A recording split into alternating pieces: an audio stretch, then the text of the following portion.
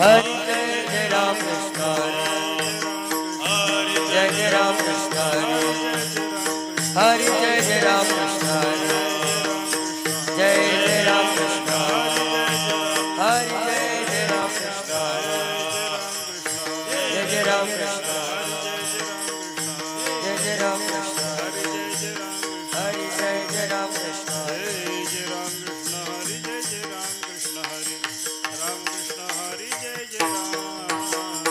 राम कृष्ण हरि जय जय राम कृष्ण राम कृष्ण हरि जय जय राम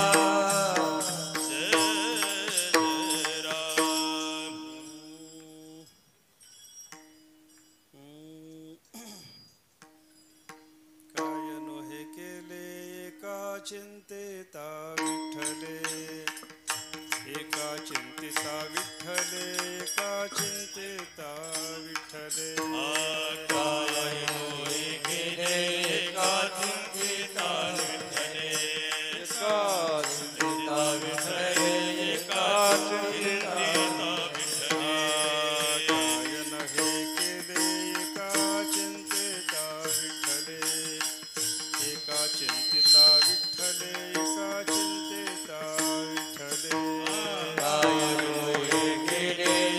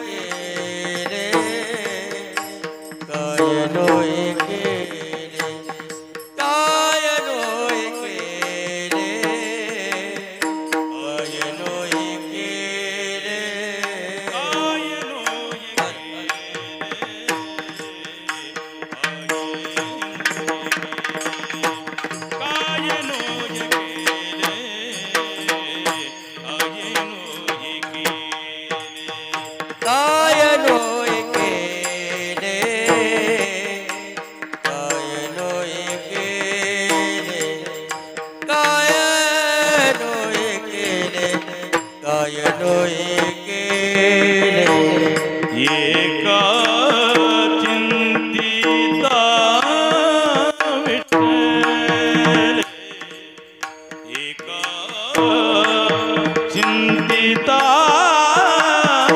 विठ्ठल सर्व साधनाचे सर्व साधनाचे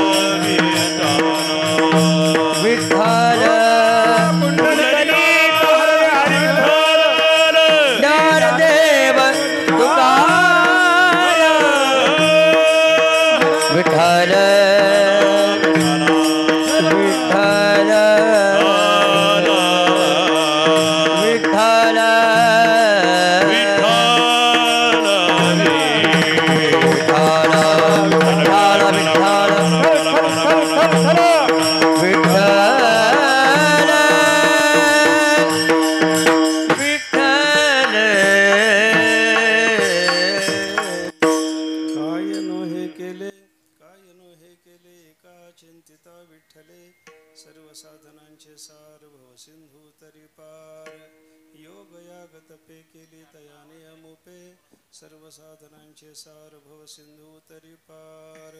तुका म्हणे जपा तुका म्हणे जपा मंत्र त्रिअक्षरी सोपा सर्व साधनांचे सार भव सिंधू तरी पार. विठ्ठल विठ्ठल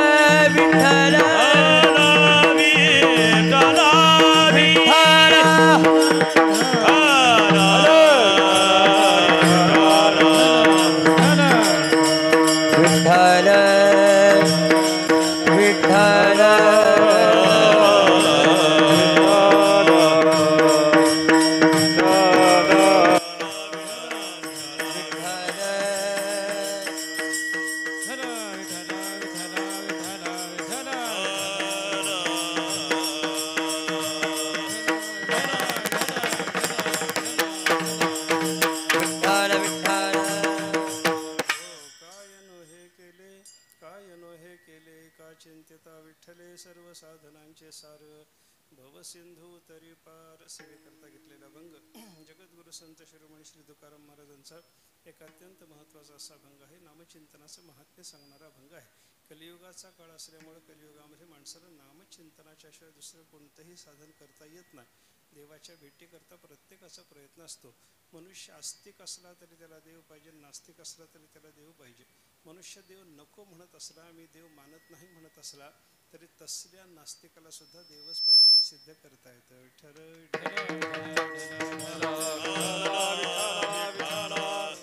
देव आणि सुख दुसरं नाही बरं का. ज्याला आपण देव म्हणतो त्यालाच व्यवहाराच्या भाषेमध्ये शास्त्राच्या भाषेत सुद्धा त्याला सुख असं म्हणतात बरं का. सुखमस्य आत्मनः रूपम. शास्त्रकाराने सुद्धा सांगितलं की सुख आणि देव एकच आहे. देवाचंच नाव सुख आहे आणि सुखाचंच नाव देव आहे. आनंदाचंच नाव देव आहे. अशा पद्धतीचा विचार आपल्याला संत महात्म्याने समजावून सांगितला. सर्व सुखाचे आगर बाप रखुमादेवीवर सुखरूप ऐसे तुझे कोण सांगा माझ्या पांडुरंगा सारिखे ते. असं परमात्मा पंढरीनाथच सुखरूप आहे असा विचार असल्यामुळं ज्याचं नाव देव आहे त्याचंच नाव सुख आहे. म्हणून नास्तिक मनुष्य असला तर तो देव नको म्हणत असला तरी सुख नको म्हणत नाही. आणि सुख आणि देव एकच असल्यामुळं देव पाहिजे म्हणलं तरी तेच पाहिजे, सुख पाहिजे म्हणलं तरी तेच पाहिजे. विठ्ठल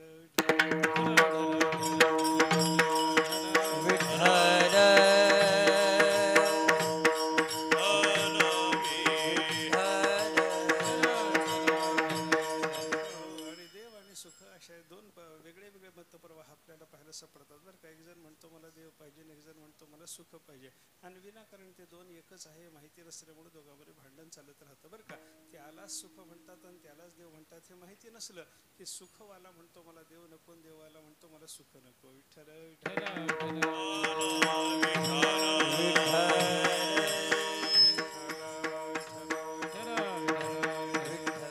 इथले दोन लाईट बंद केलं तर जरा आपल्याकडे यायची किडे कमी होतील का. नाहीतर टाळकरीला ते उभंच राहू देत नाहीत, पण आता वाढत जातात हे. एक दोन बंद करा, इथले एक दोन बंद करा, इथला एक बंद केला तरी चालेल. विठ्ठल विठ्ठल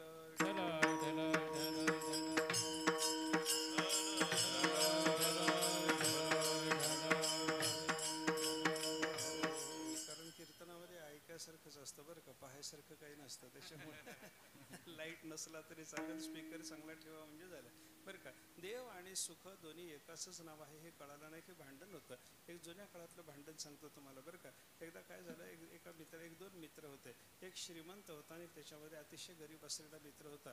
श्रीमंत मित्र जो होता ना, त्या श्रीमंत मित्राला त्याला काही शाळा वगैरे शिकलेला नव्हता. त्याच्यामुळे त्याला काही गणित वगैरे येत नव्हतं. श्रीमंत होता, पैसा अडका भरपूर होता, पण त्याला काही कळत नव्हतं. 20मध्येच त्याचं गणित होतं बरं का. 20च्या पलीकडे त्याला आकडे पाठ नव्हते. त्याच्यामुळे 100 रुपये मोजायचे झाले तर तो काय करायचा, 20 20 20 20 असं 5 गठ्ठे करायचं आणि 5 विसा झाले की आता 100 झाले म्हणायचं.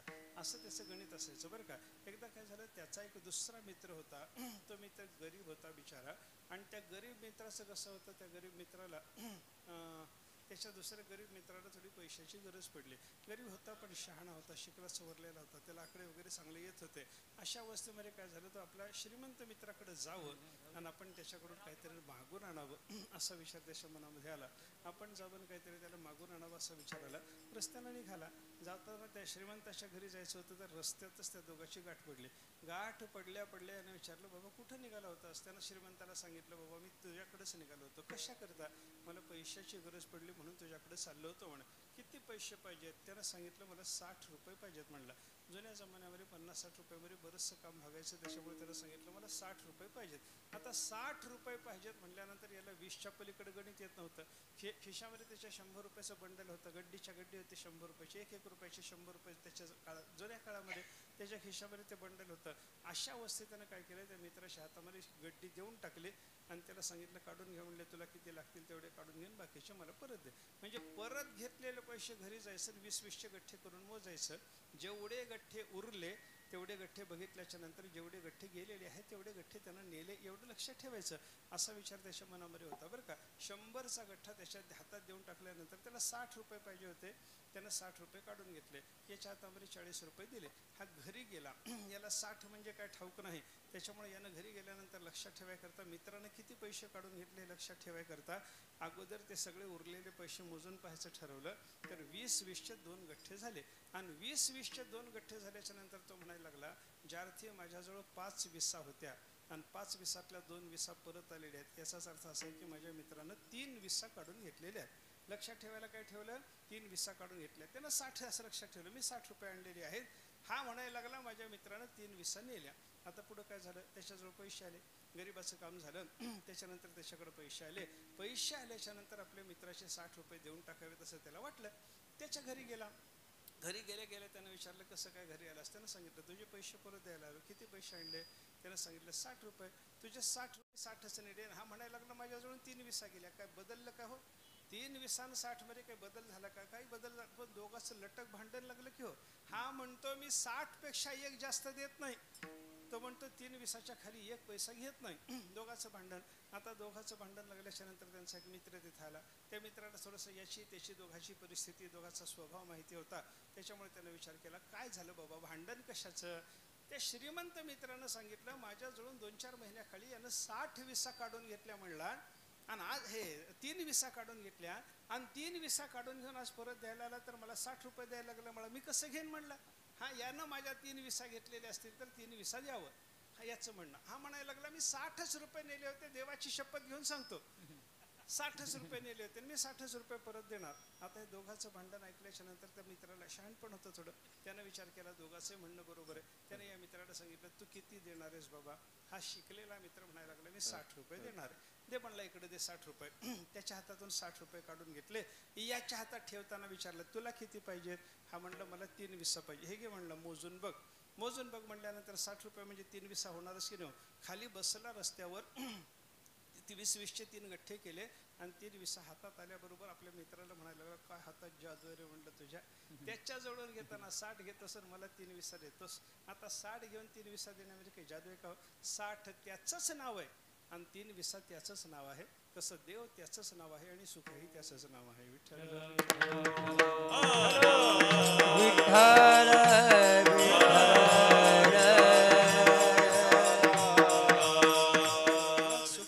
असलं तर मनुष्यानं काय करावं याचा विचार करा बरं का.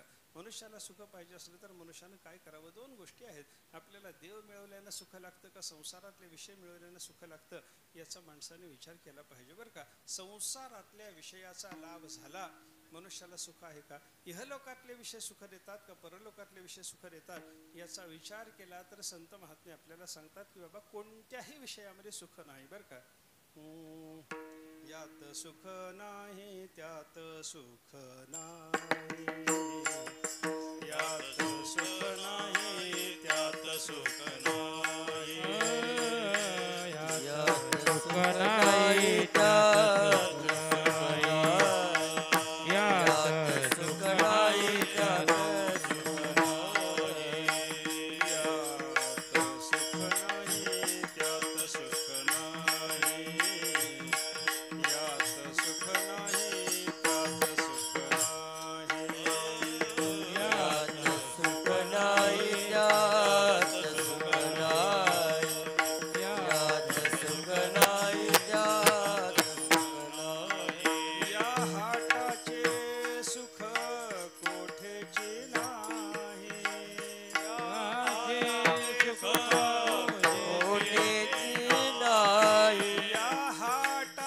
सुख कोठेची नाही या हाटाचे सुख कोठेची नाही यात सुख नाही त्यात सुख नाही यात सुख नाही त्यात सुख नाही यात सुख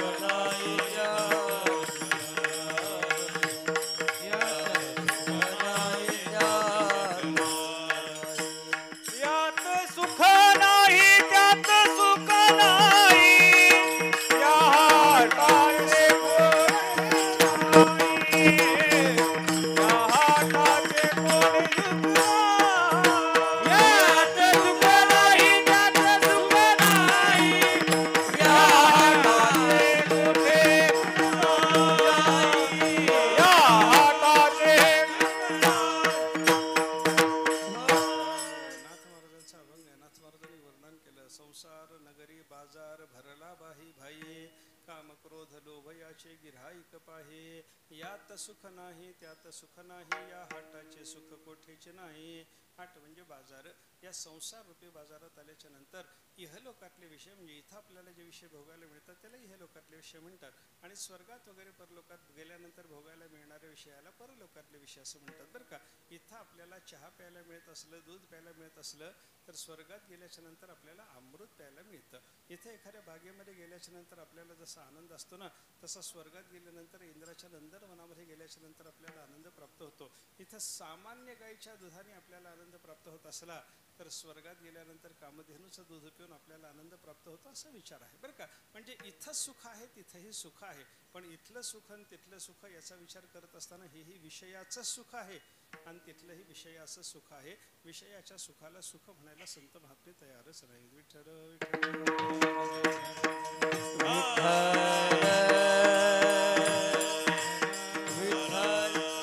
विषय भोगी जे सुख ते साध्यंतचे जाण दुःख परिकाय की जे मूर्ख न सेविता न सरे. ज्ञानोबारे सांगतात विषयाच्या भोगात मनुष्याला प्राप्त होणाऱ्या सुखाला सुख म्हणूच नका ते दुःखच दुःख असतं बरं का. विषयाचे सम सुख बेगडाची बाहुली विषयाचे सम सुख बेगडाची बाहुली विषयाचे सम सुख बेगडाची बाहुली विषयाचे सम सुख बेगडाची बाहुली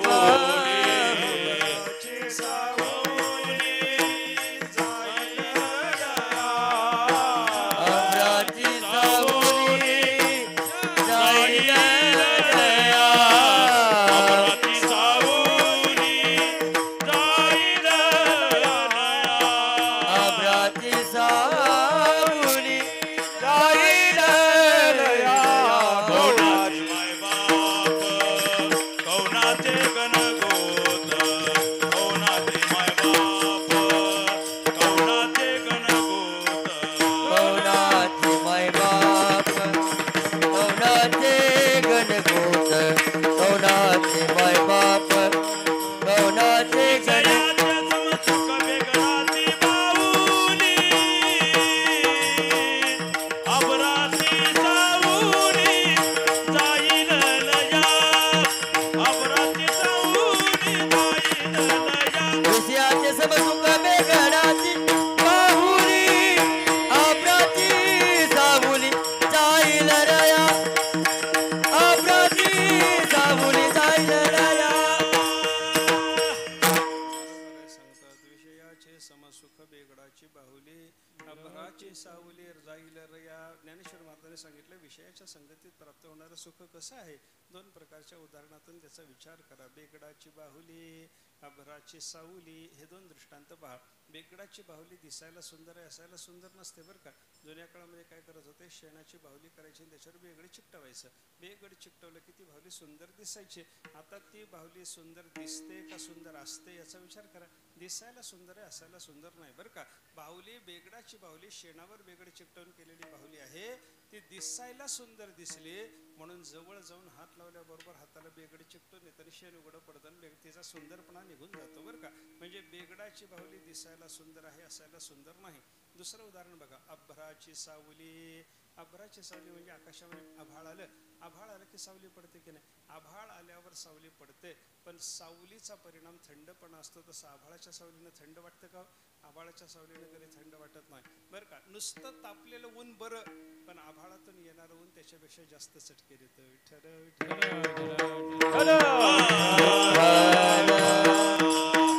आभाळाची सावली दिसायला सावली असली तरी सावलीचा परिणाम देत नाही, आणि त्या बेगडाच्या बाहुलीचा विचार केला तर दिसायला सुंदर असली तरी असायला सुंदर नाही.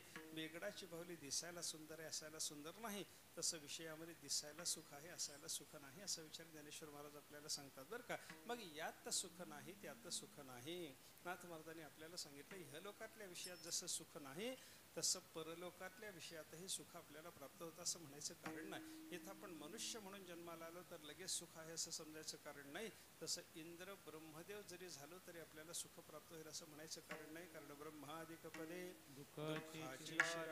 दुःखाची शिराणी म्हणले तुकोबारायने बरं का.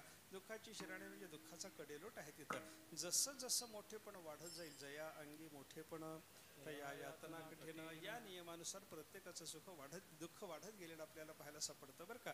आपल्याला वाटतं इंद्र सुखी आहे, पण इंद्राला विचारा तो म्हणतो तुम्हीच सुखी आहेत, मी तुमच्यापेक्षा जास्त दुःखी आहे. इंद्र सुखी असं वाटण्याच्या पेक्षा आपल्याला वाटतं ब्रह्मदेव सुखी आहे. ब्रह्मदेव म्हणतो माझ्या खालचा इंद्र सुद्धा सुखी असेल बाबा, पण मला काही सुख नाही, असं त्याचं उत्तर आपल्याला येतं बरं का. याचा अर्थ असा आहे की जो जो कोणी विषयाच्या संबंधानं सुख भोगणारा असं आपल्याला पाहायला सापडतो, तो इहलोकातले विषय भोगणारा असू द्या की परलोकातले विषय भोगणार असू द्या, त्या सगळ्या विषयाच्या संबंधानं मनुष्याला सुख प्राप्त होतच नाही, प्राप्त होतं ते दुःखच असतं. हा विचार लक्षात घ्या बरं का. म्हणजे संसारात दुःखच आहे. संसारामध्ये विषय मिळवण्याच्या योगानं मनुष्याला कधी सुख प्राप्त होत नाही. मग सुखाच्या प्राप्तीचा आपला विचार जर असला तर आपल्याला काय करावं लागतं? सुखरूप असलेल्या देवाच्या भेटीचा प्रयत्न करावा लागतो. विठ्ठल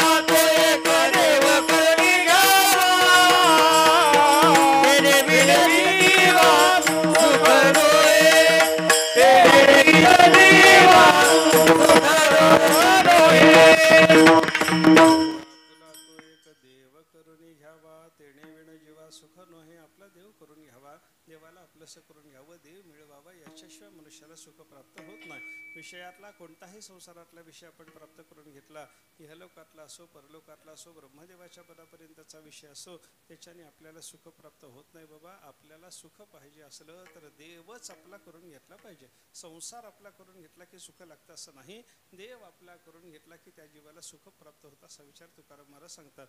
याचा अर्थ काय झाला? आपल्याला जर सुख मिळवायचं असलं तर त्याच्याकरता देव पाहिजे. मग देव भेटावा याच्याकरता काय साधन करता येतं? अनेक साधनाचा विचार शास्त्रानं जरी सांगितलेला असला तरी प्रत्येक काळाकरता वेगळ्या वेगळ्या प्रकारचं साधन करावं लागतं. एकच साधन सगळ्या काळामध्ये करता येत नाही. म्हणून शास्त्रकारांनी काय केलं? 4 प्रकारचा काळ सांगितला आपल्याला: कृतयुग, त्रेतायुग, द्वापारयुग आणि कलियुग. या 4 युगाचा विचार सांगून या 4ही युगाकरता देवाच्या भेटीचं वेगळं वेगळं साधन शास्त्राने सांगितलं. विठ्ठल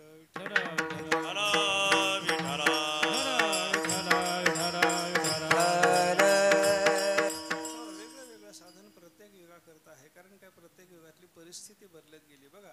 प्रत्येक युगामध्ये मनुष्याचं आयुष्य बदलत गेलं. प्रत्येक युगामध्ये माणसाची कष्ट करण्याची प्रवृत्ती बदलत गेली. प्रत्येक युगामध्ये मनुष्याचा आहार बदलत गेला. प्रत्येक युगामध्ये मनुष्याचा प्राण वेगळ्या वेगळ्या तत्वामध्ये राहायला लागला. कृतयुगात प्राण कुठं राहत होता आणि कलियुगात प्राण कुठं राहतो याचा विचार करा ना. कृते चास्तिगता प्राणाः त्रेतायां मांस संस्थिताः द्वापरे रुधिरम यावत कलौ अन्येषु संश्रिताः. शास्त्राने चिंतन आपल्याला सांगितलं, कृतयुगामध्ये प्राण हाडात राहत होता, त्रेतायुगामध्ये मांसात राहत होता, द्वापार युगामध्ये प्राण रक्तात राहत होता आणि कलियुगामध्ये आपला प्राण अन्नामध्ये राहतो. विठ्ठल विठ्ठल.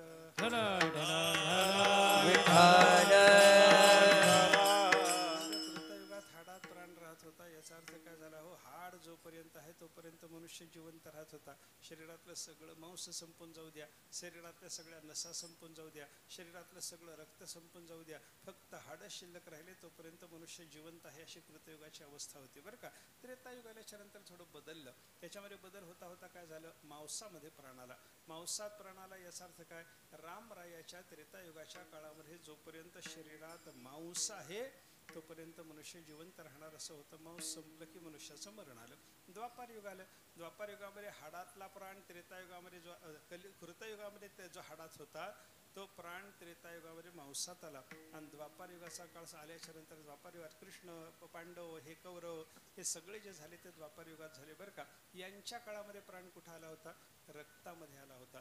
आणि कलियुगाचा काळ आल्याच्या नंतर रक्तातही प्राण राहिला नाही, अन्नात राहिला. म्हणून पोटात जोपर्यंत अन्न आहे तोपर्यंत आपण जिवंत, आणि अन्न पोटात जाणं बंद झालं की मनुष्य मरतो. म्हणून एखादा मनुष्य मरायला टेकला तर स्वैरेधारे बाकीच्या लोकांना सांगतात त्याचं अन्न पाणी उठलं म्हणतात. विठ्ठल विठ्ठल.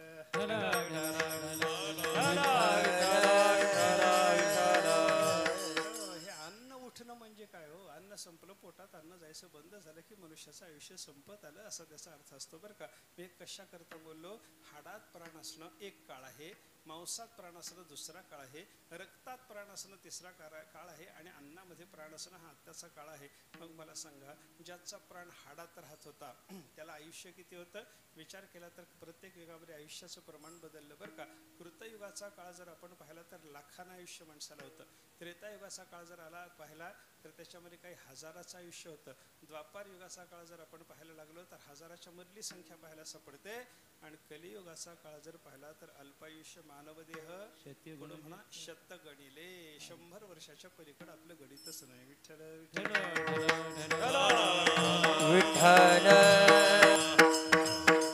मग लाख वर्षाचं आयुष्य असेल त्याला सांगायचं साधन वेगळं, 100 वर्षाचं आयुष्य असेल त्याला वेगळं साधन सांगावं लागेल की नाही. ज्याला लाख वर्षाचं आयुष्य होतं त्याला सांगितलं बाबा 1000 वर्ष तपश्चर्या कर. विश्वामित्रानं 60,000 वर्ष तपश्चर्या केल्याचं वर्णन आपल्याकडे आहे. 60,000 वर्ष तपश्चर्या करणं कोणाला जमतं, 100 वर्षाच्या आयुष्यवाल्याला जमतं होय. त्याच्याकरता लाखो वर्षाचं आयुष्य पाहिजे. म्हणून लाख वर्षाचं आयुष्य असणाऱ्या माणसाला सांगायचं साधन वेगळं, हजारो वर्ष आयुष्य असणाऱ्या माणसाला सांगायचं साधन वेगळं. त्याच्यानंतर हजाराच्या मधली संख्या 800-900, 400-800 वर्ष ज्याचं आयुष्य आहे त्याला सांगायचं साधन त्याच्यापेक्षा सोपं असावं लागतं. आणि 100च्या मध्येच गटांगळ्या खाणाऱ्या आपल्यासारख्या माणसाला सांगायचं साधन सोपं असावं लागतं. विठ्ठल विठ्ठल.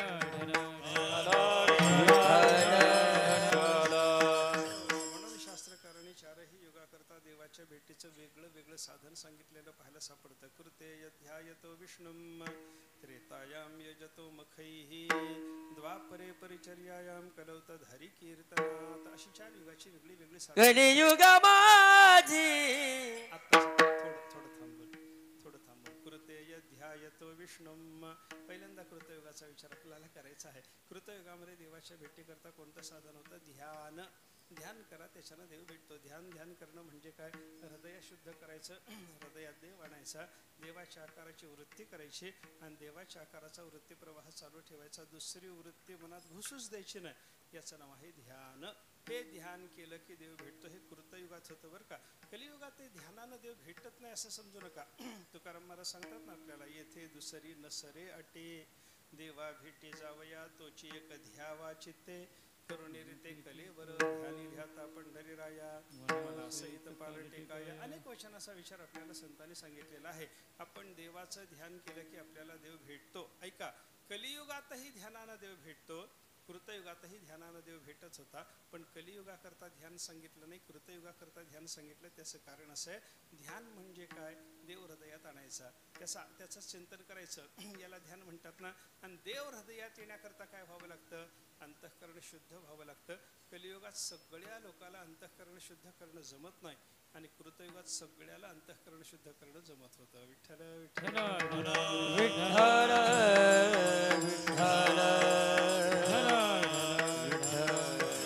अंतःकरण शुद्ध करणं सगळ्याला जमत नाही. आता काम क्रोधासारखे विकार आपल्या अंतःकरणात येऊ नयेत. कोणाला जमतं सांगा ना. काम तरी येतो, क्रोध तरी येतो, काही नाही आलं तरी मनुष्याला अहंकार तरी येतोच येतो. असे विकार आपल्या अंतःकरणामध्ये येतच राहतात. पण कृतयुगाचा काळ जर पाहिला तर तो काळ असा होता की एकाही माणसाच्या अंतःकरणामध्ये विकार घुसत नव्हता.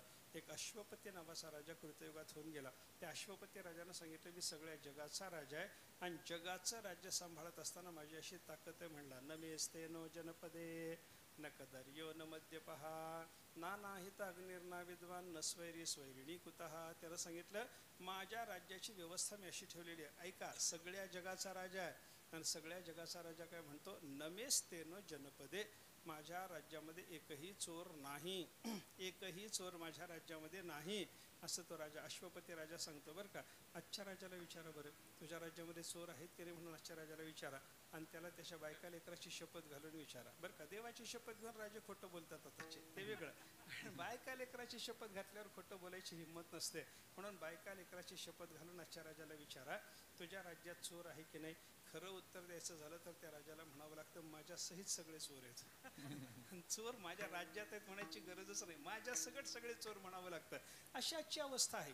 पण तो काळ कसा, माझ्या राज्यात एकही चोर नाही. न मेस्ते नो जनपदे न कदर यहा, ज्याच्याजवळ संपत्ती आहे तो संपत्तीवाला मनुष्य माझ्या राज्यामध्ये एकही कुरपण नाही म्हणे. सगळे उदार आहेत, सगळे दानशूर आहेत. न कदर्य न मद्यपहा, माझ्या राज्यामध्ये एकही दारू पिणारा मनुष्य नाही. न अनाहित अग्नी, अग्नीची सेवा करत नाही असा एकही मनुष्य नाही.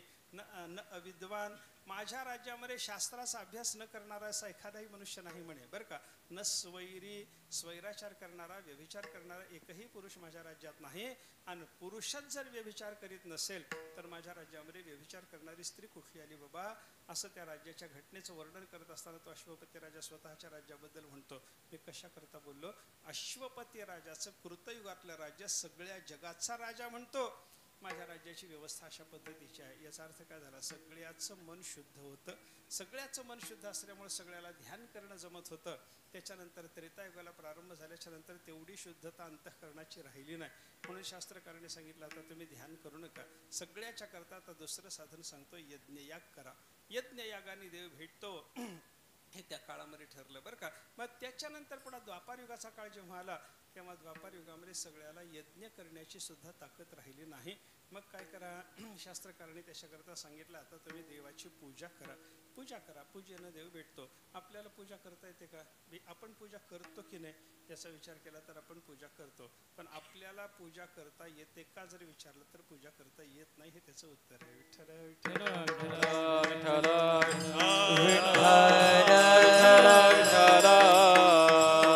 पूजा करायची म्हणजे काय करायचं याचा विचार जर केला तर शास्त्र असं सांगतं की बाबा यथा देहे तथा देवे, आपल्या देहाला सुख होण्याकरता जसं आपण करतो तसं सगळंच्या सगळं देवाला करणं, याला म्हणतात पूजा. आपल्याला झोपायला जर गादी पाहिजे असली तर देवाला सुद्धा झोपायला गादी पाहिजे. आपल्याला उन्हाळ्यामध्ये तासा तासाला प्यायला पाणी लागत असलं तर देवाला सुद्धा तासा तासाला पाणी दाखवलं पाहिजे, दिलं पाहिजे, याला पूजा म्हणतात. आपण काय करतो, देवाची पूजा म्हणजे देहासारखी पूजा देवाची थोडीच करतो. मला सांगा, देवाला झोपायला गादीची व्यवस्था एक पंढरपूरला पांडुरंगाला सोडली तर आपल्या घरामध्ये देवाला गादी कोणी केली का हो? केली असेल तर त्यांना हात वर करा, पाया पडायला येतो त्याच्या. कोणी करत नाही, कोणी करत नाही, कोणी करत नाही. मी कशा करता हे बोलायला लागलो, जसं देहाला करतो तसं देवाला केलंय का. आपल्याला थंडी वाजली तर पांघरुणाचा विचार, स्वेटरचा विचार आपण करतो, पण देवाच्या करता कोणी पांघरुणाचा विचार केला का, कोणी करत नाही. आपल्याला खायला पोटभर लागतं, देवाला नैवेद्य दाखवत असताना केवढा नैवेद्य दाखवत आहो, एवढा एवढा बोरा एवढा भात असतो देवाच्या नैवेद्याच्या थाळीमध्ये. बोरा एवढा, लिंबा एवढा सुद्धा म्हणत नाही मी, बोरा एवढा. आणि बोरा एवढा म्हणत असताना खारक्या बोरा एवढा नाही, शेंबड्या बोरा एवढा. एवढा एवढा बोराचा बोरा एवढा भात टाकायचा, त्याच्यावर एक पळीनं असं पडलं न पडलं असा थेंबली वरणाचा टाकायचा, एक चतकोर भाकरीचा पोळीचा तुकडा टाकायचा आणि देवाला नैवेद्य दाखवायचा. आणि ते दाखवतोच म्हणायचं बरं का, देवाला नैवेद्य दाखवणंच म्हणायचं. खायचं, देवाला खाऊ घालायचं म्हणत नाहीत माणसं बरं का, देवाला दाखवायचा.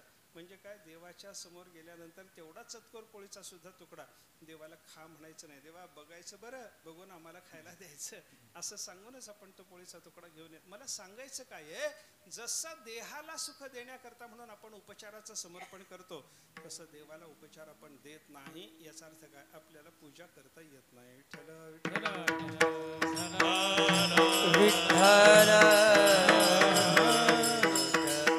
मग कृतयुगामध्ये केलेलं ध्यान आपल्याला जमत नाही, त्रेतायुगामध्ये केलेला यज्ञयाग आपल्याला जमत नाही, द्वापार युगातली पूजा ही आपल्याला जमत नाही. मग कलियुगामध्ये काय जमतं? कलियुग माझी करावे कीर्तन, कलियुग माझी करावे कीर्तन, कलियुग माझी करावे कीर्तन,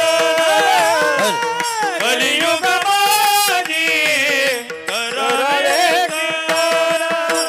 देन नारायण देईल भेटी, देन नारायण देईल भेटी, कलियुग माझी करावे कीर्तन, कलियुग माझी करावे कीर्तन.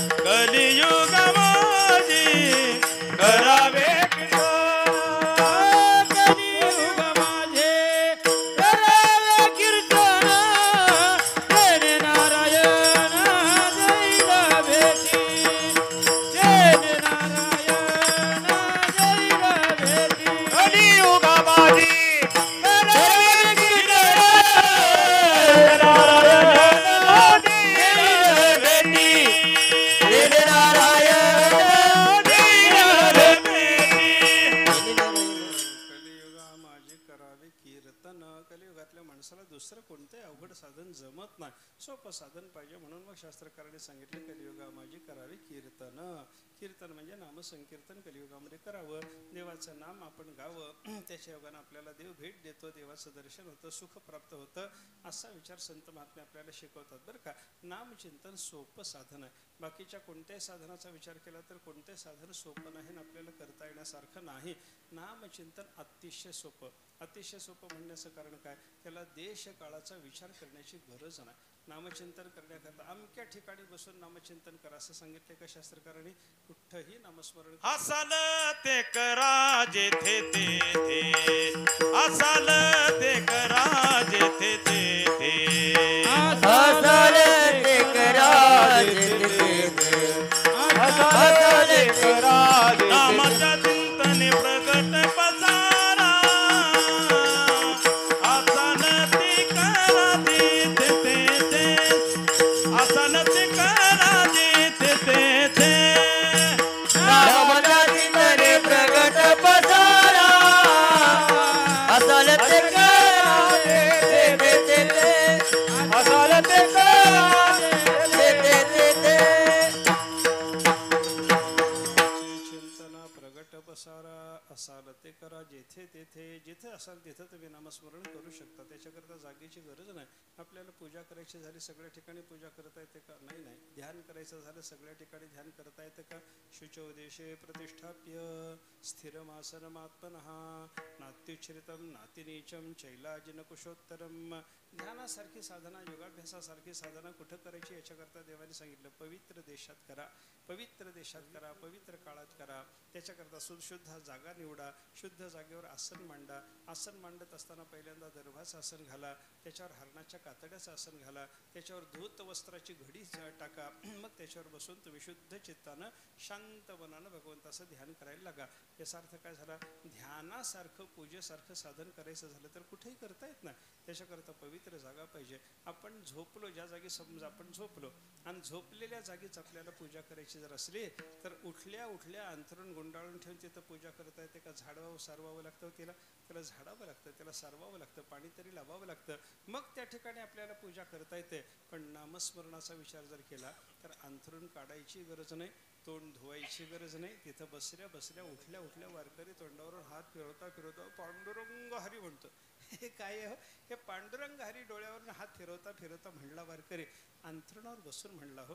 अंथरुणावर बसून पूजा ध्यान करता येत नाही, पण अंथरुणावर बसून नामस्मरण करता येतं. स्मशानात जाताना आपल्या खांद्यावर प्रेत असताना पूजा करतो म्हणलं तर कोणाला करता येत नाही. स्मशानामध्ये आपल्याला गेल्याच्या नंतर प्रेत जाळायला वेळ आहे, माझी पूजा राहिली, नित्यनेम राहिला, थोडी पोथी वाचून घेतो, पूजा करतो, तिथं जमत नाही. पण तिथं गेल्यावर सुद्धा आणि खांद्यावर प्रेत असताना सुद्धा आपल्याला देवाचं नाव मात्र घेता येतं. विठ्ठल विठ्ठल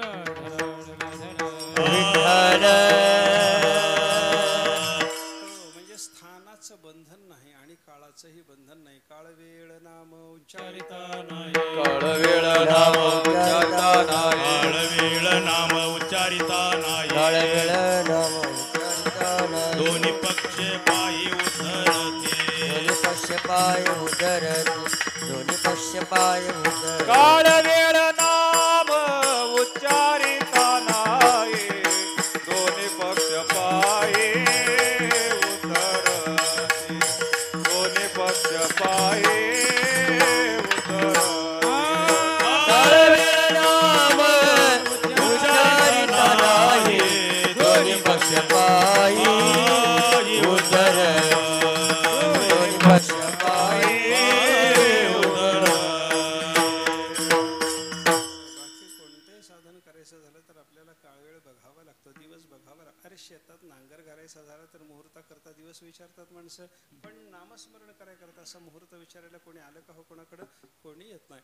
अमावस्या असली तरी नामस्मरण करता येतं, वैधृती व्यतिपातासारखा वाईट दिवस असला तरी नामस्मरण करता येतं.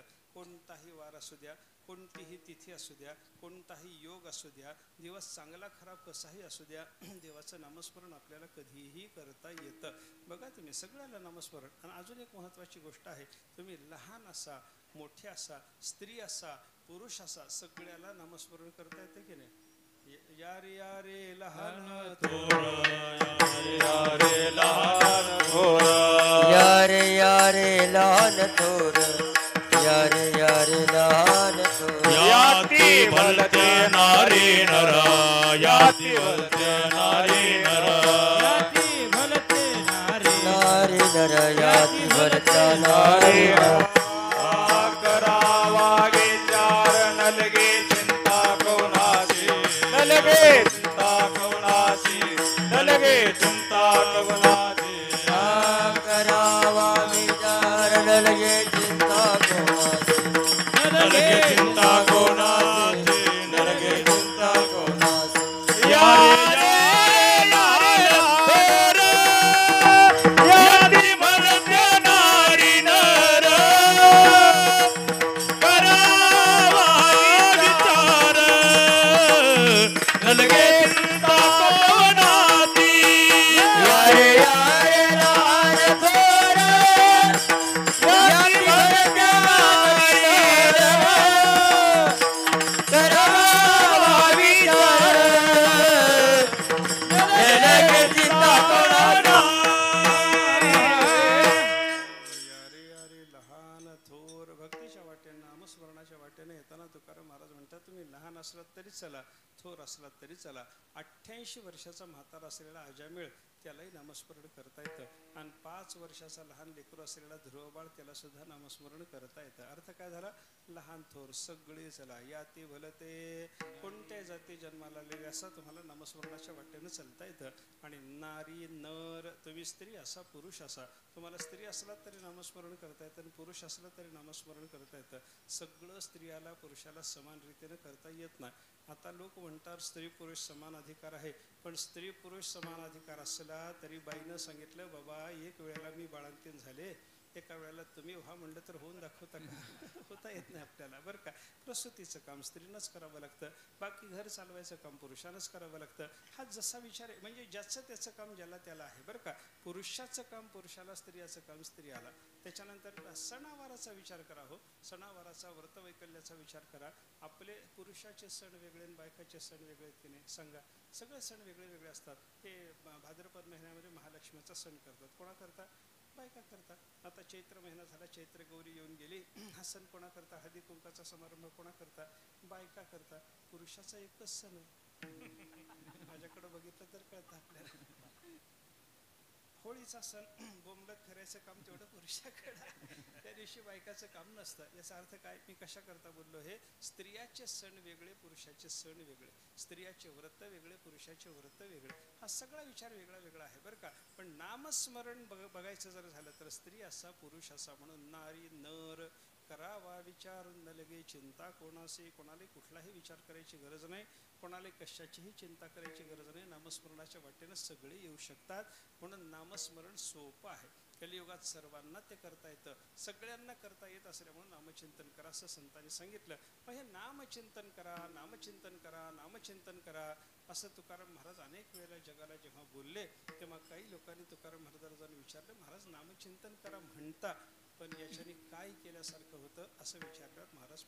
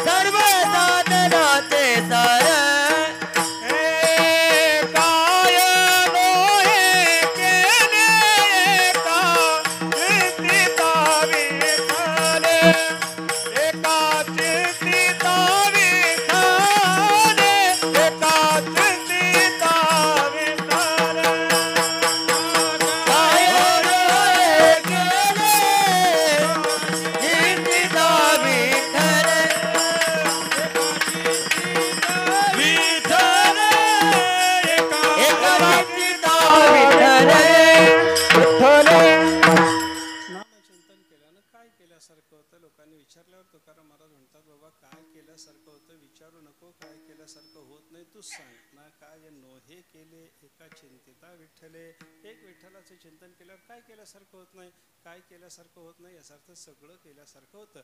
एक चिंतन करा, त्याच्यानं देवाच्या भेटी करता जे जे साधन करायचं ते केल्यासारखं होतं. सगळे साधना केल्याचं फळ कशानं मिळणार? देवाच्या नामचिंतनानं प्राप्त होणार. आता लोक पुन्हा विचारायला लागले, महाराज असं कसं होईल हो? एक साधन करायचं आणि त्याच्यानं सगळं केल्यासारखं होतं, असं कसं होईल? आपण पंढरपूरला गेलो समजा, आपण नगर प्रदक्षिणा केली, काय केल्यासारखं झालं? नगर प्रदक्षिणाच झाली. आपण कीर्तन ऐकलं, काय केलं? कीर्तन ऐकल्यासारखंच झालं. आपण देवाचं दर्शन घेतलं, चंद्रभागेचं स्नान केलं, काय झालं? तेवढंच केल्यासारखं झालं. का चंद्रभागेचं स्नान झालं की सगळं झालं? नगर प्रदक्षिणा आली, देवाचं दर्शन आलं, कीर्तन आलं, असं होतं का? होत नाही. सगळं वेगळं वेगळं करावं लागतं. मग सगळं वेगळं वेगळं न करता एक नामचिंतन करून सगळं केल्यासारखं होतं असं जे म्हणतात, त्याचं कारण काय? महाराजांनी कारण सांगितलं. नामचिंतन साधन नाही नुसतं, ते सगळ्या साधनाचं सार आहे. दुसऱ्याच्या सर्व साधनाचे सार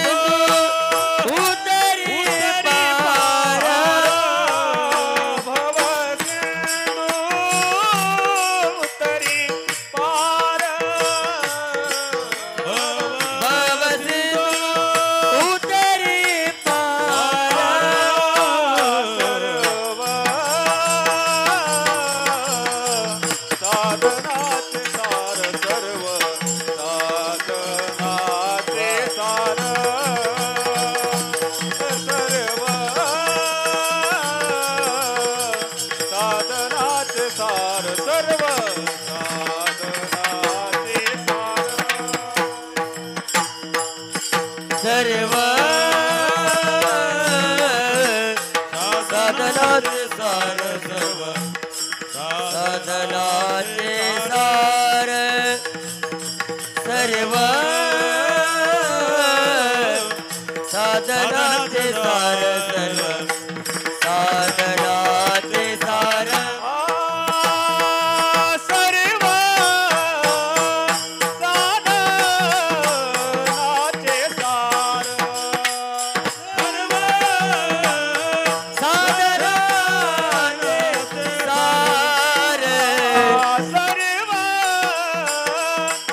साधनाचे सार सर्व साधनाचे सार भव सिंधू उतरी पार भव सिंधू उतरी पार भव सिंधू उतरी पार बाबा सिंधू उतरी पार सर्व साधनाचे सार सर्व साधनाचे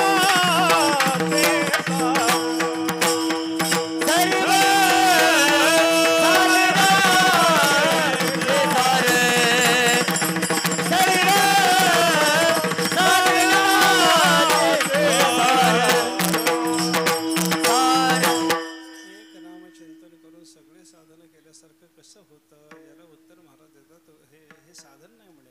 नामचिंतन नुसतं साधन नाही, हे सगळ्या साधनाचं सार आहे.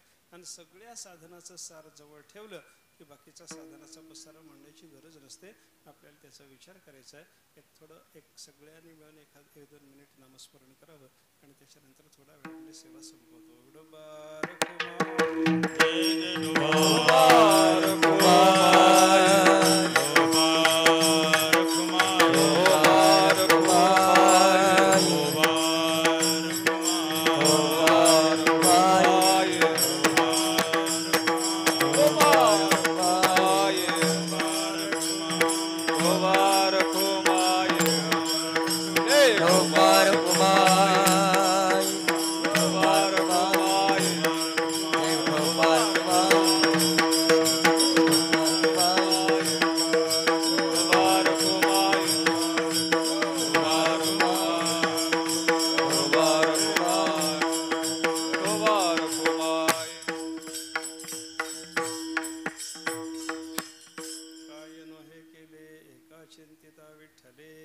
सर्व साधनांचे सार भव सिंधू तरी पार. संत शिरोमणी जगद्गुरु तुकाराम महाराज या भंगातून भगवंताच्या नामचिंतनाचा महिमा आपल्याला सांगतात. कलियुगाचा काळ असल्यामुळे बाकीचं कोणतंही साधन आपल्याला जमत नाही, म्हणून संत महात्म्यांनी नामचिंतन करायला सांगितलं. हे सगळ्यात सोपं आहे. तुका म्हणे सोपे आहे सर्वाहुनी, शहाणा तो धणी घेतो येथे. असं सगळ्या साधनात सोपं साधन नामचिंतन असल्यामुळं हे नामचिंतन आपण करावं. काय होतं नामचिंतन करून?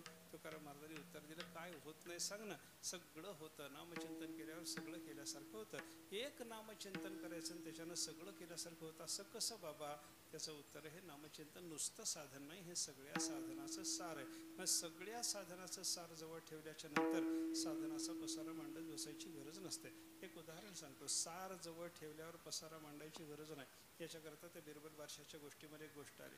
काय झालं? एका दिवशी बिरबल आणि बादशहा संध्याकाळच्या वेळेला फिरायला गेले. गावाच्या बाहेर गेले, बागेत गेले. राजाची बाग होती. त्या राजाच्या बागेतून फिरत असताना फुलझाडं सुंदर सुंदर लावलेली होती. मोगरा, चमेली, जाई, जुई, गुलाब असे वेगळे वेगळे फुलं तिथे लावलेली होती आणि फुलाचा सुगंध येत होता. राजा बागेत फिरून आला आणि फिरून आल्याच्या नंतर तो सुगंध त्याला आवडला. खूप सुगंधाचं चिंतन झालं आणि रात्रीच्या वेळेला घरी आल्याच्या नंतर राजा झोपेपर्यंत विचार करत राहिला, काय छान सुगंध होता, काय छान सुगंध होता. असाच सुवास आपल्याला सदा सर्व काळ मिळाला पाहिजे. बागेत गेलो तेव्हा सुगंध आला, गावात आला की सुगंध बंद झाला, असा विचार करायला लागला राजा. रात्री झोपला, सकाळी उठला, सुगंधाचाच विचार डोक्यामध्ये होता. दरबारात जाऊन बसला आणि दरबारात जाऊन बसल्यावर बिरबल आल्याबरोबर बिरबलाला सांगितलं, बिरबल एक काम करायचं रे म्हणे. काय? आपल्या राज्यामध्ये जिकडं तिकडं जिथं जिथं रिकामी जागा असेल तिथं तिथं बागा लावून टाकायच्या. कशा करता? लावायचं म्हणजे माझी आज्ञा आहे. बिरबल म्हणता तसं करता येत नाही सरकार. उकिरड्याकरता जागा असली तर तिथं बाग लावता येते, उकिरडाच टाकावं लागतं. जिथं जे काम करायचं ठरलं, बाजार भरायची जागा असली तिथं बाजारच भरू द्यावा लागतो, रिकामी जागा ठेवावी लागते. तिथं काय आपल्याला बागा लावता येत नाही. जिथं माणसं जाळायला जागा ठेवलेली असते तिथं माणसंच जाळावी लागतात. तिथं जाऊन फुलाची झाडं लावून काय करता? बाजूला फुलाची झाडं लावून सुशोभित करता येतं, पण त्याच जागी लावून म्हटलं तर कसं लावता येतं? जी जागा ज्या कामाकरता आहे त्या जागेत त्याच कामासाठी त्या जागेचा वापर झाला पाहिजे. फुलाची झाडं सगळीकडे लावता येत नाहीत सरकार. बादशाहनं सांगितलं, माझी आज्ञा आहे, मी राजा आहे, तो माझा प्रधान आहे, फुलाची झाडं सगळीकडे तुला लावावी लागतील. सगळीकडे फुलाची झाडं लावून टाक बरं. लाव म्हणल्याबरोबर बिरबलानं विचार केला, याच्या डोक्यात असा विचार कसा आला? कारण हे बडे लोक असतात, मोठे लोक असतात, थोडं त्यांना वरचा मुजरा रिकामाच असतो. त्याच्यामुळे त्या प्रधानानं विचार केला, आपल्या राजाचे असंच आहे म्हणलं, आणि त्याला विचारलं, सरकार हा विचार कशामुळे आला? तुम्हाला सगळीकडे फुलाची झाडं कशा करता पाहिजेत? बादशाहनं सांगितलं, काल बागेत गेलोत की नाही? हो. तिथं सुगंध आला की नाही? आला. तसा सुगंध कायम पाहिजे, हमेशा पाहिजे, त्याच्याकरता सगळीकडे बाग पाहिजे. बिरबल म्हणला, हां, त्या सुगंधानं डोकं बिघडलं म्हणलं याचं, त्याच्यामुळे याला बागा लावाव्यात असं वाटायला लागलं. त्याला विचारलं राजाला, सरकार तुम्हाला बाग पाहिजे की सुगंध पाहिजे? काय पाहिजे सांगा? तुम्हाला बाग पाहिजे की सुगंध पाहिजे? अरे मला नेहमी सुगंध पाहिजे. सुगंधा करता, ते सुगंधा करता काय करायचं माझं मी बघतो म्हणलं. तुम्हाला काय पाहिजे सांगा? बाग पाहिजे की सुगंध? सुगंध. बिरबलानं सांगितलं, करतो म्हणलं व्यवस्था. दुपारी दरबारात येताना एक लहानशी अत्तराची बाटली आणली, राजाच्या जवळ गेला, थेंबभर अत्तर हाताला पुसलं आणि वास घ्या म्हणजे वास घेतला. आला की नाही सुगंध? आला. हा, बाटली ठेवा म्हणलं जवळ. जेव्हा जेव्हा सुगंधाची इच्छा होईल तेव्हा थेंबभर अत्तर पुसायचं, वास घ्यायचा. बाग लावायची, गावभर बागा लावायची काय गरज आहे? उदाहरण माझं संपलं मिळतं त्याचं कारण काय? गावभर लावलेल्या बागाच्या फुलाचं सार म्हणजे थेंबभर अत्तर आहे. एक थेंबभर अत्तर म्हणजे सार आहे. सार जवळ ठेवलं की बागाचा पसारा मांडायची गरज नाही. तसं सगळ्या साधनाचं सार नाम जवळ ठेवलं की बाकी साधनाचा पसारा मांडायची गरज नाही.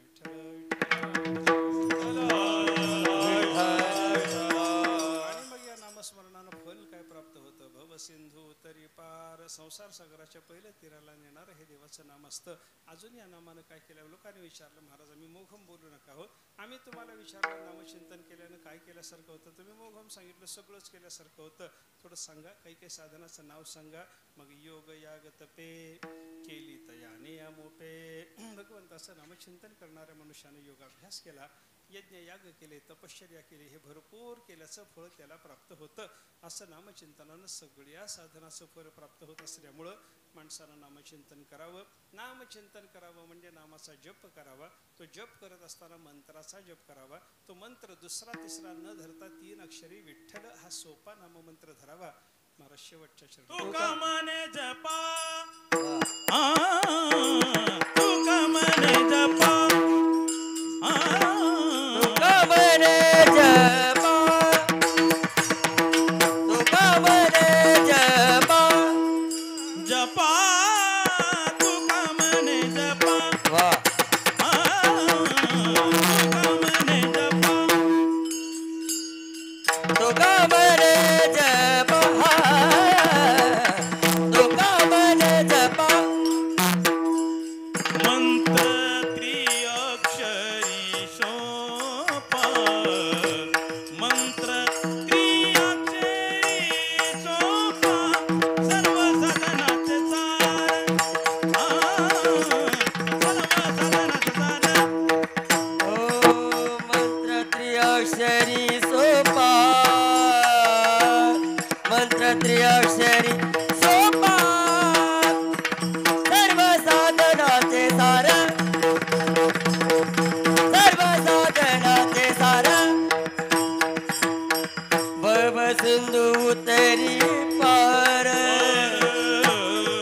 भव सिंधू उतरी पार,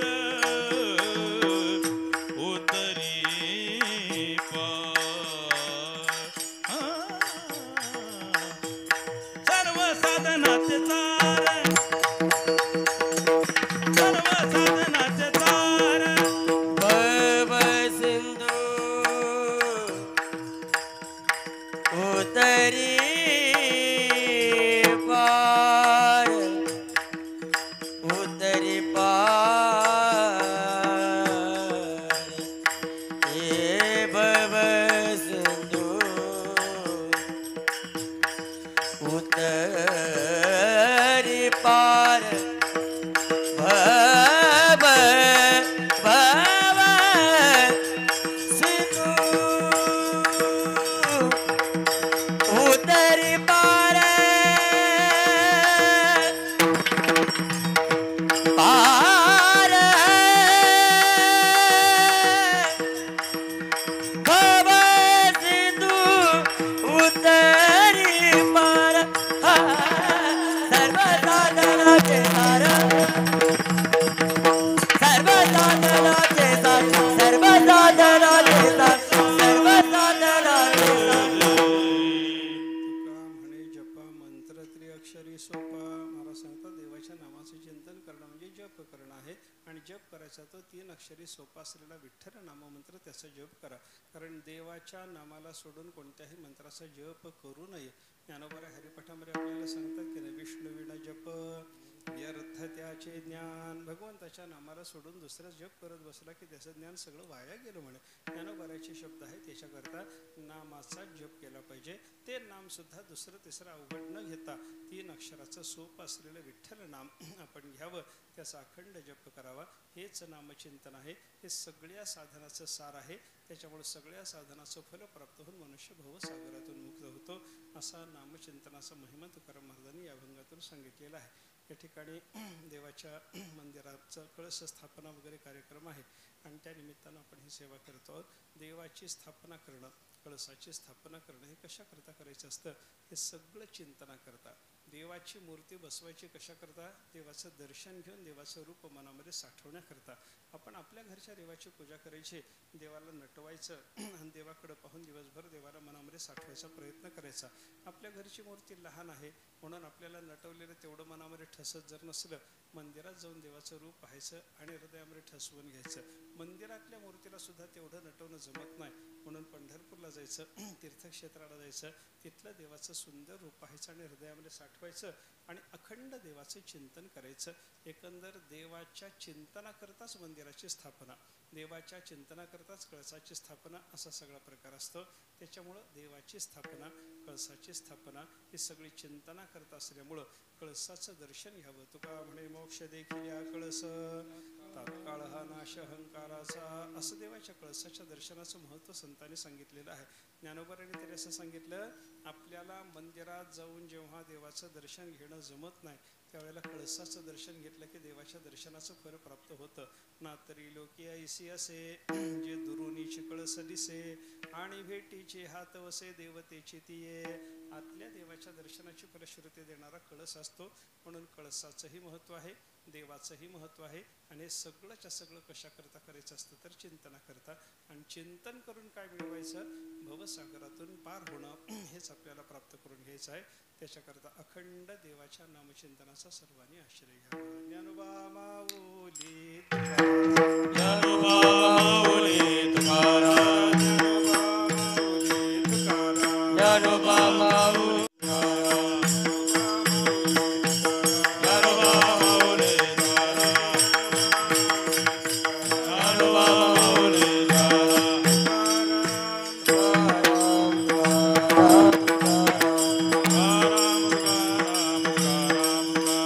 Garam, garam, garam.